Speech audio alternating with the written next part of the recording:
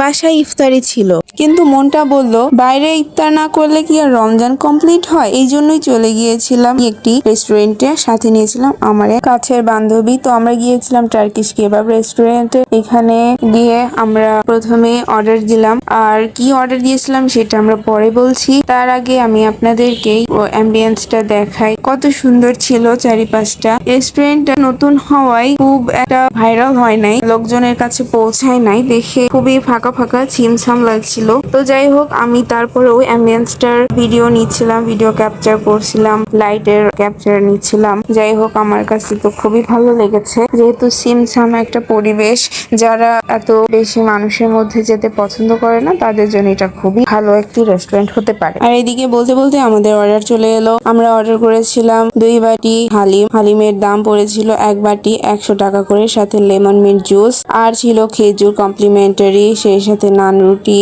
আর specially ছিল chicken রেশমি কাবাব। এই কাবাবের মেও সস যেটি দিয়েছিল এটি খুবই মজার, সাথে ছিল সালাদ। এই ছিল ইফতারের মেনু। আর এই মেনুতে টোটাল আমাদের খরচ এসেছিল 600 প্লাস সামথিং। তো যাই হোক, দুজনের জন্য খুবই রিজনেবল।